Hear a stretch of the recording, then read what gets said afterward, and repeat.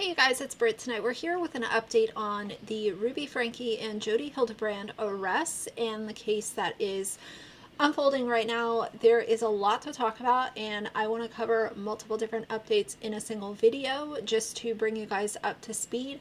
I took a little bit of a break. I wanted to step back and not become over consumed with all of the stuff that was coming out, just because it's very upsetting and this stuff is not easy to cover, and it's just super devastating. But I also think that it's equally an important conversation. So we're going to go over multiple different updates. We're going to hear from Johnny Depp's attorney. We're going to hear from Ruby's own sister. We also have a little bit of an update on Kevin, and we also have a little bit of a medical update on Ruby and Jody. And if I think of anything else, of course, it will be in the same video. It might be a long one, but if you're interested, please keep watching.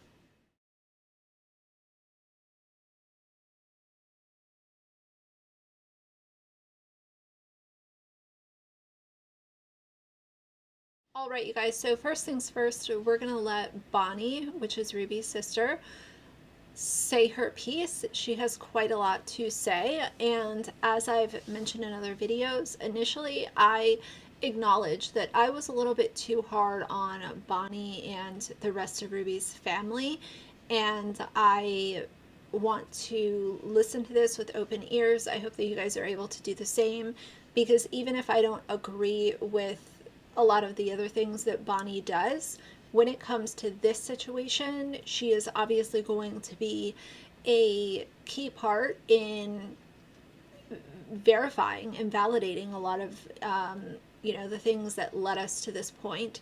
So we're going to get into this. These are her thoughts as of, I believe this was posted yesterday, so let's get into it.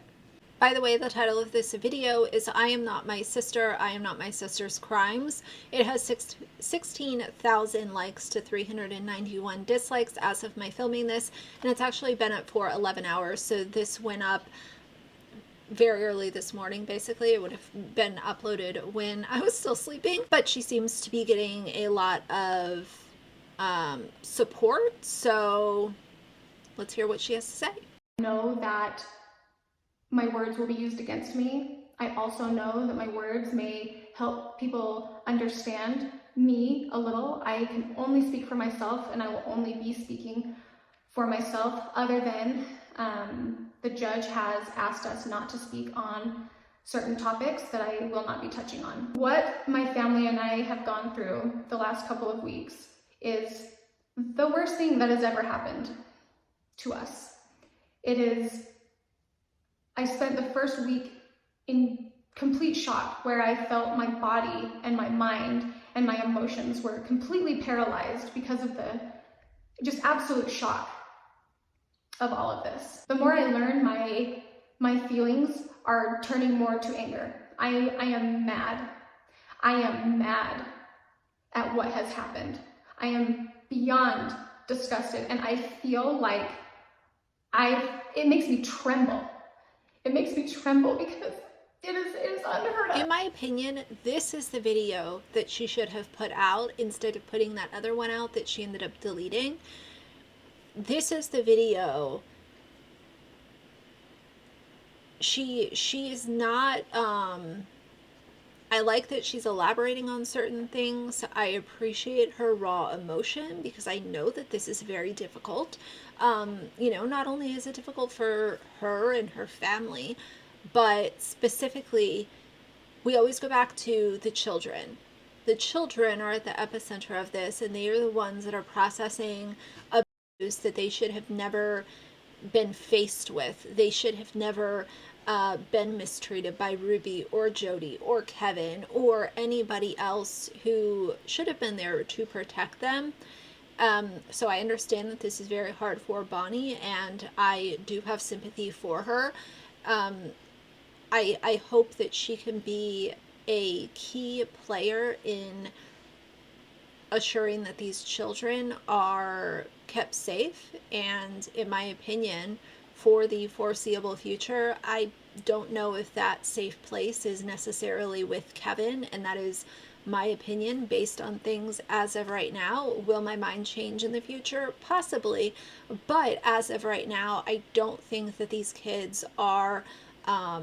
I just don't think that they should be with Kevin. I look at him as somebody who was absent, and leading up to his absence, I see him as somebody who participated in the mistreatment and toxic environment that these children were living in.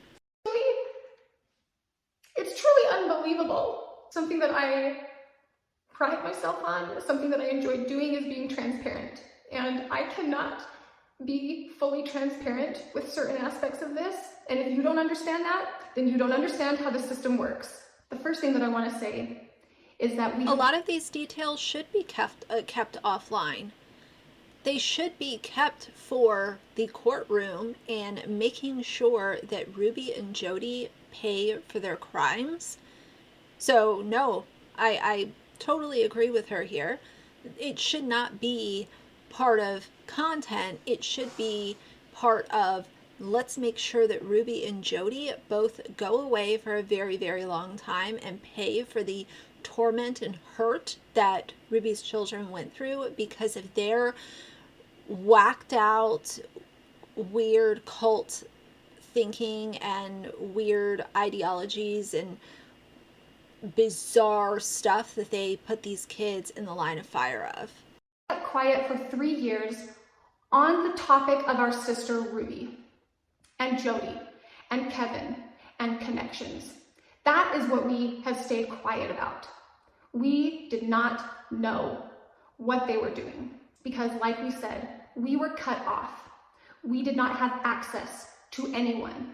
My thoughts towards Ruby and Jody and Kevin and connections is that it was all bullcrap.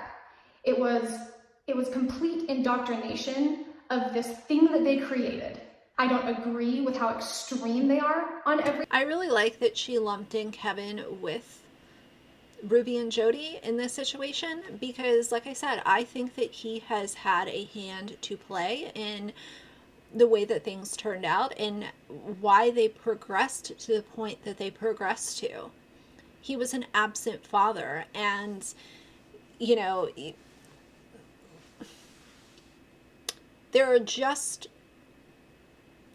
are certain things that I can be a little bit more understanding on because I wasn't there and I don't know what happened behind the four walls of a private residence, nor do I want to. But when it comes to Kevin, he is literally their father. And Ruby told him, okay, you're cut off. And it seems like to me, based on the info that we know, he just kind of took that for what it was. And he was living in a totally separate residence and allegedly had no clue what was going on over the last 13 months. And clearly they progressed very, very quickly.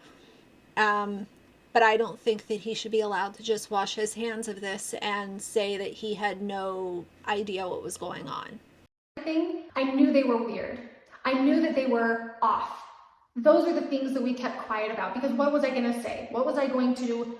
I was not going to come out and publicly say that I don't like my sister and I don't like what she's doing and I think she's weird. That is what we kept quiet about. It wasn't until about a year ago when her text on the screen says we kept quiet about them cutting us off because we didn't understand why they did it. I'm sure that if you get cut off by family and they're all of a sudden involved in something like connections, then the automatic thought is it probably has something to do with this weird group that they just joined. I would think that that would be kind of a conclusion that you would draw kind of early on. But again, I wish that she would have given more info in that original YouTube video. And I'm not excusing or, saying that, oh, I was hard on her. That doesn't matter because it does matter. And I've acknowledged that I was too hard on her and some of the other family members. But since we are seeing this video here and now, I do wish that this was the initial video.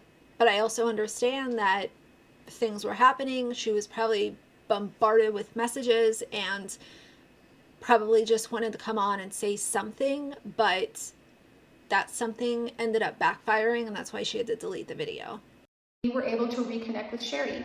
Again, we kept that quiet. We never came out and said anything. You guys saw us together, and those were little glimpses when Sherry was ready to allow us to show those glimpses with her permission. And it was then that we were learning slowly bits and pieces of more. And that's where the part of behind the scenes, we did everything that we could. We did everything legally that we could do. And for those that were saying that they'd go in and bust down doors and do whatever it took to end up in jail, because from jail, I can't do anything. So I still stand by what I said, is that I did everything that I could with the knowledge that I had and within the legal rights. I understand what she's saying, where you don't want to be breaking and entering because that's not helpful for anybody. I think that there, at least from my perspective and the way that I understood it, it just kind of felt like there was a lack of following up with DCFS, and now we understand that, you know, they really had no clue what was going on. So what are you going to tell DCFS? You have to be honest with them. You have to be able to provide the proof. And if you truly are cut off to the degree that Ruby cut them off, then you can't obtain evidence if you're that degree of no contact. To Ruby and Kevin, the one person that could have done something within his legal right was Kevin. We had zero contact with him. It was Kevin's job to check in on things, and he did not. So when I say that Ruby and Kevin and Jody and connections have been destroying our lives offline for the last 3 years, that is exactly what they've been doing, causing turmoil within our family. We would talk in circles because nothing made sense. Nothing made sense of what they were saying, of what they were doing. And it was off the wall. We couldn't make sense of what they were doing and why. And this is where my anger comes in. And this is a pattern, according to other people that have worked with Jody specifically in connections or through her being a therapist, which is so scary to me still. But this is a common experience that everybody has. It's isolation and a bunch of crazy conspiracies and mental gymnastics in order to make you feel bad. Like, there was one guy that came forward and said that he was basically, this guy was almost driven to himself because he was he liked photos on Instagram of somebody wearing a bathing suit, and Jody found out about it and essentially just dug and hit and hit and hit, and he was driven to the point where he felt like the only solution was to live. And that is so scary, and it is also super scary considering that she's was literally a therapist and in a position of people trusting her with their hardest chapters, their darkest secrets, and their biggest hurdles in life. And this is the way that she would respond. She would isolate and basically just make people feel, unless they were doing exactly what she told them to do, that they were just beneath pieces of scum. Very, very scary.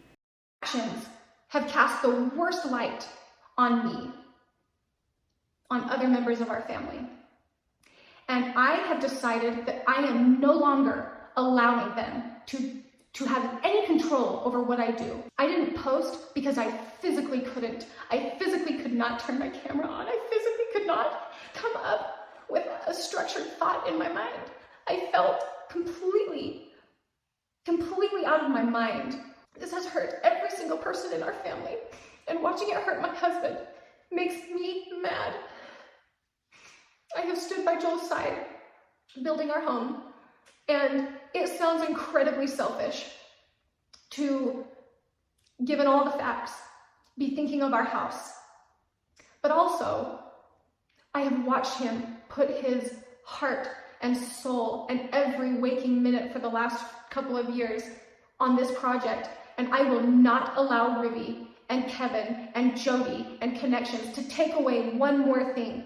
And so we wake up in the morning, we take our kids to school, and we come and we work on the house, and in the meantime and in between, we do everything that we can to be involved, but there is only so much that we're allowed to do. So you better believe that for my husband, we will push forward, we will move on.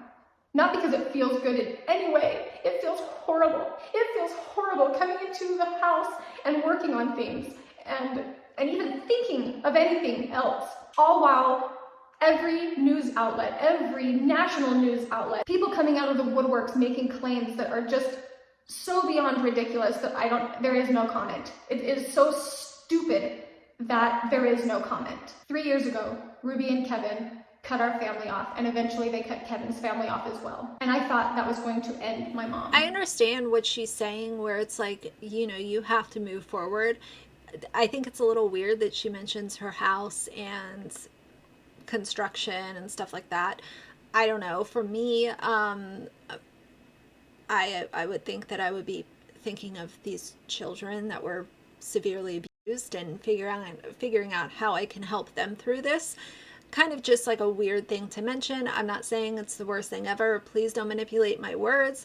But what I am saying is it just kind of seems like an unnecessary thing to bring up when we're literally talking about children that are going to have to carry this trauma with them for the rest of their lives. And when their aunt decides to talk about it, she mentions her house. To me, it's just a little weird, but let's keep going. I thought that was going to end my mom. She literally had a heart attack. She went into kidney failure. Her body was shutting down because it broke her. So you can only imagine what she is going through now, how we are all feeling now. And I'll only speak for myself, but Ruby and Kevin are not where my concern lies anymore. So it is difficult to have the blame put on us when these are not the actions of us. These are not the actions that we did. And I get people wanting to put blame somewhere. I do. They want to blame someone. There's only one person that could have helped, and he didn't. What he was doing all that time when him and Ruby were separated is beyond me. I will not let Ruby and Kevin and Connections and Jody take one more thing away from me. So Kevin, it sounds like from Bonnie's seat, he was just doing who knows what, gallivanting around, not checking on his children, not using what was within his legal parameters to make sure that his children were being properly taken care of and not being mistreated by Ruby or Jody or anybody else involved in Connections. He absolutely failed his children as a father, as the role that is supposed to be there to protect them and, you know, walk across fire to make sure that your kids are safe. Isn't that like the number one thing as a parent? Isn't that the number one thing that you do for your children? Most parents would literally walk across hot coals to make sure that their children were safe. And I understand mistakes happen and all of this kind of stuff. That's not what we're talking about here. And to me, it sounds like Kevin, instead of walking across hot coals, he was just, you know, skipping around in a desert in Utah, doing God knows what. I believe I will continue to post, because if that is what tiny control I have left, I'm going to take it. I'm going to take control and do what I feel. It doesn't feel good to not know what's ahead. That is not a comforting feeling. I'm not even trying to find comfort at this point. I am focused on putting one foot in front of the other, 1 hour at a time, not even a day at a time, 1 hour at a time. I am focusing on what I can control, which is the environment that I have for my children. And that is the only thing that gets me up and out of bed every day, is my 4 children. So I will continue doing what I have always done, which is putting my kids and Joel first and helping in any way that I possibly can outside of that. I am not my sister. I am not my sister's mistakes. So that's the end of Bonnie's video, and obviously she wants to move forward with content. She does not want to be branded as Ruby Franke's sister. She wants to be Bonnie herself, you know. Of course she needs to move on with content. This is her job. Being a content creator is literally how she pays her bills. So I understand why she wants to go ahead and move on with making content. She posted, she posts not super consistent. The last video she posted was 2 weeks ago, and it looks like they upload, a couple times a week or whatever. I would still consider them to be family vloggers because they do show a lot of their children. And if you go to, I did this the other day, but if you go to Bonnie's most popular videos, they're all showing her children. All of them. She gets views by sharing her kids on YouTube. So yeah, I'm sure that she wants to move on with content and making sure that they're still able to pay their bills and so on and so forth. But I don't know what the future of her channel is going to look like. I really don't know. I don't watch family vloggers. I don't plan to start watching family vloggers, but I did feel like, in all fairness, it made sense to allow her response to play in its entirety so that we could have a conversation about it. How do you guys feel about her video? How do you feel about her wanting to go ahead and move on with her own content? I do like that she really laid it down about who Kevin is and how much he failed his children in this scenario. I appreciate that. I appreciate her being a voice, and we'll just have to see what happens going forward. I want to move on to what Ben Chu had to say. A lot of people are sharing their opinion about this, and I found it to be quite interesting. So this is being covered by multiple different outlets, but my article that I'm going to read is from Law and Crime. And if you scroll about halfway down, it says, Ben Chu, the attorney who represented Johnny Depp during his infamous courtroom face-off with his ex-girlfriend Amber Heard, told Law and Crime's Sidebar podcast that bringing up her child's alleged abuse of other children doesn't help Franke's case in any way. In fact, it could hurt her. For her to make this kind of claim, I think it's tremendously detrimental to her case, Chu told Sidebar's Jesse Weber. If any of this were true, she should have reported it at the time rather than waiting to be arrested and arraigned. Now, I don't know whether she identified the child, but it wouldn't be hard to figure out since there's a finite universe of 6. I think it's very terrible for her defense. I think it also shows it doesn't shine a very good light on her character, that she would say these things in public even if true. When asked whether a minor child should have a legal claim against a parent in a situation like this, Chu said he believed they would. I think the cause of action would be stayed until the child hits adulthood, Chu explained. I think there's a legal presumption that allows him to go into adulthood before the statute of limitations clock begins to run. But yes, I absolutely do think the child has a cause of action against the mother for defamation and physical battery of all kinds of other civil versions of the criminal charges that have been filed. Chu also speculated about what type of recovery would be possible for any victims in a civil action. I know she's a YouTube celebrity, but I think the cost of her criminal defense is going to be such that I don't know what kind of assets she's going to have to satisfy judgment. And remember, I said alleged because I'm very curious to see what can be proven. Weber mentioned to Chu that despite multiple accusations and comments against the Frankes over the years, she has never filed a defamation lawsuit against anyone. You can imagine if you were accused of such a monstrous thing, or if I were, that would be my first inclination, Chu told Weber. She would probably have to prove actual malice, which is knowledge or extreme recklessness as to the truth. But I think you would take that on if you had been accused of this. So I think it's very telling. And in the case of Johnny Depp, I mean, he certainly took it on despite all the inherent risks of a defamation case because he needed to clear his name. When it came to Franke's decision to not speak to police after her arrest, Chu was not surprised. I think it's both smart legally, but it's also suspect, especially as a mother or a parent. I think your first concern would be the well-being of the child. And once you were satisfied that your 12-year-old was in safe hands, your concern would be to clear your name and find out exactly what happened. So yes, I do find it suspicious. Chu also believes that the Department of Children and Family Services could be held liable. This part's very interesting. DCFS will enjoy some measure of sovereign immunity, but it should not be impossible to sue them. I've had cases where we've sued a government entity, state government entities, and now you have to navigate around immunity issues.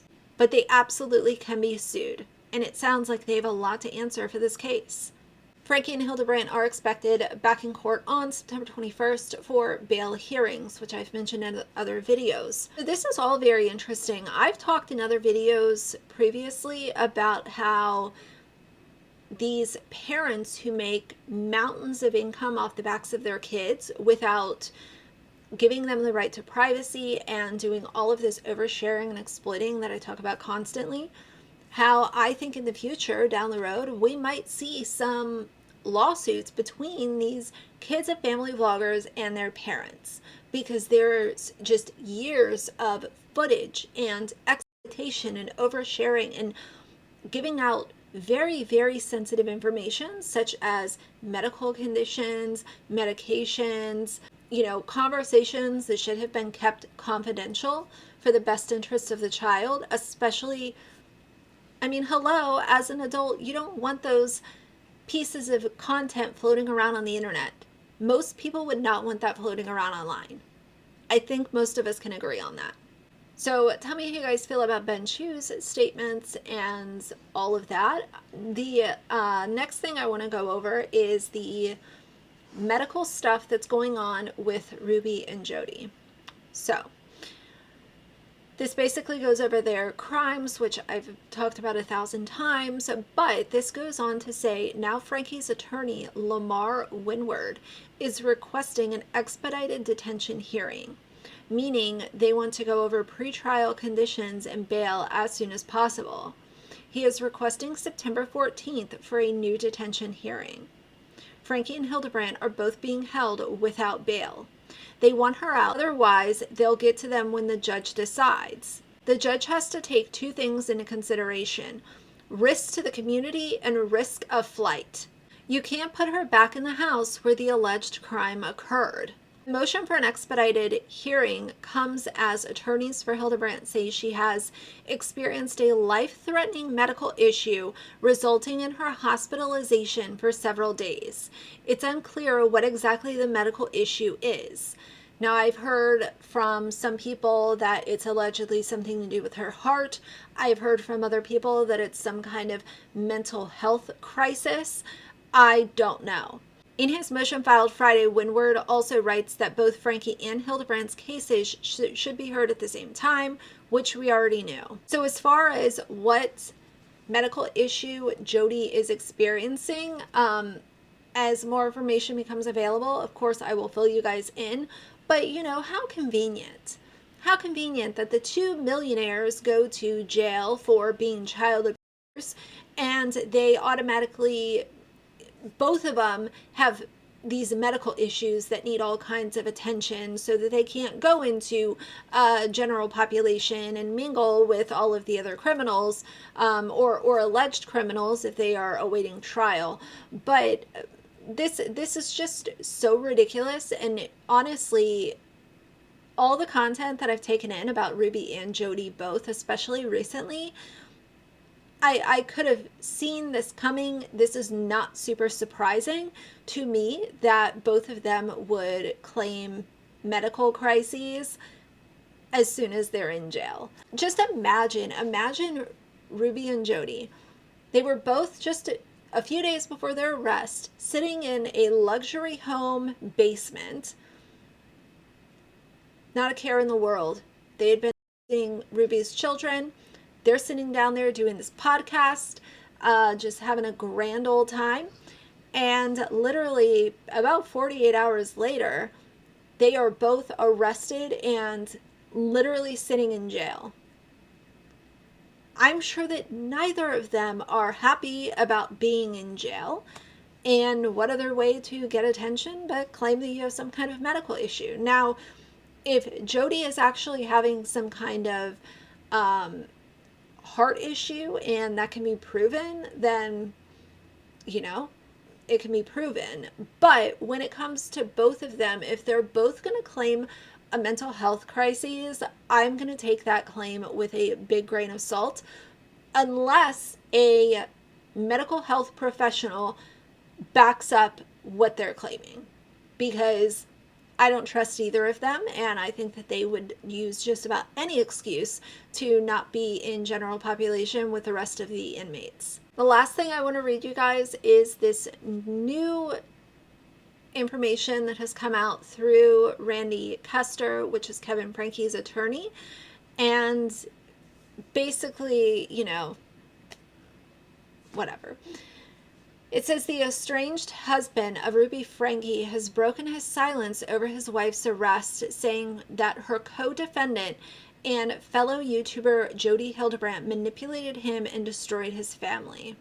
Kevin Franke, who shares 6 children with Mrs. Franke, started a YouTube channel with Mrs. Franke in 2015, documenting their everyday lives, blah, blah, blah. Randy Custer, the attorney, sat down with Long Crimes Sidebar podcast, revealing Mr. Franke's thoughts, feelings, and beliefs on the recent arrest of his estranged wife. Mrs. Franke was arrested August 30th, and it says Mr. Franke allegedly got a text from his wife that there was an emergency, but he responded that he was working. Mrs. Franke then told him he needed to call immediately, allegedly telling him on the phone that Mr. Franke needed to take care of their kids. Mr. Custer said his client told him. Mr. Custer also said that Mr. Franke said he didn't know that his wife and kids moved to Ivins, Utah, as at that point he was separated from his wife for 13 months and had no contact with his children during that time. Mrs. Franke allegedly told her husband that they both needed to work on their marriage, but it would be better if he moved out and did not communicate with the children. The attorney relayed that his client said the dynamic of his and his wife's marriage completely changed when Mrs. Franke became business partners with Jodi Hildebrandt. The two women made videos on Connections Classroom, a therapy company providing relationship and parenting advice.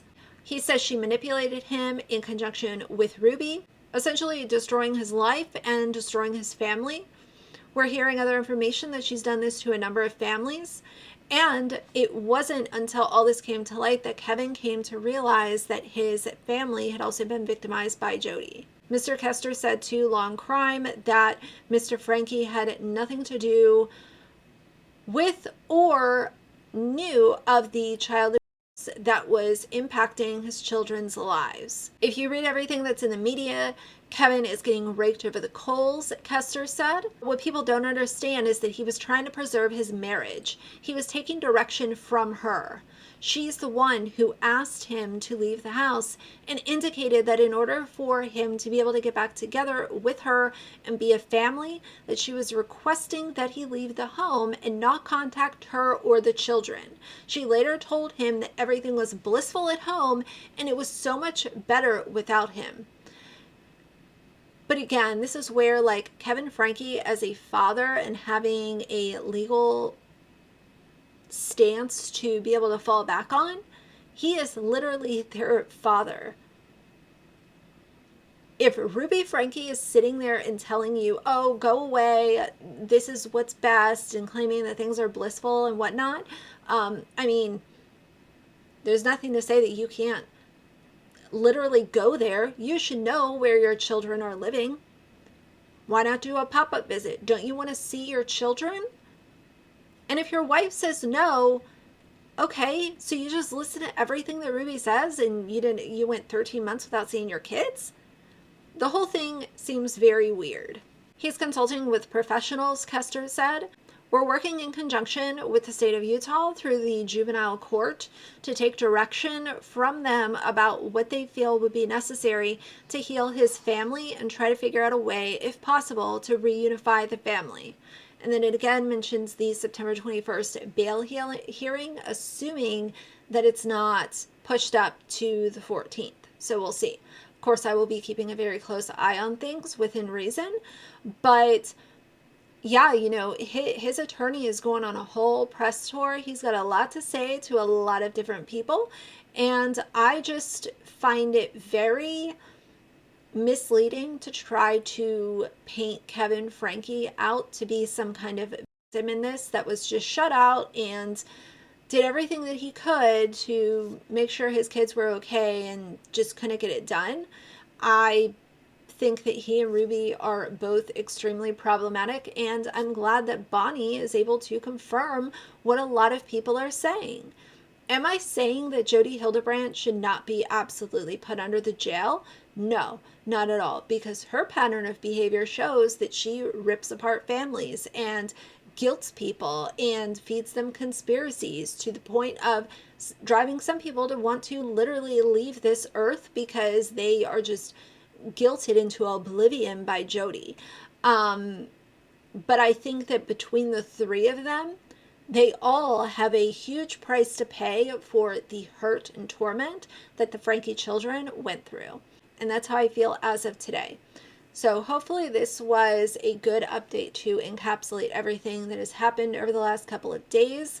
Again, I'm trying to find a balance on how often to cover this stuff because I know it's triggering, and I also don't want to just do, 100 videos a week of the most minuscule, stupid little things. You guys kind of already know that's not what I'm here for, but I am keeping a close eye on things, and those are my thoughts as of today.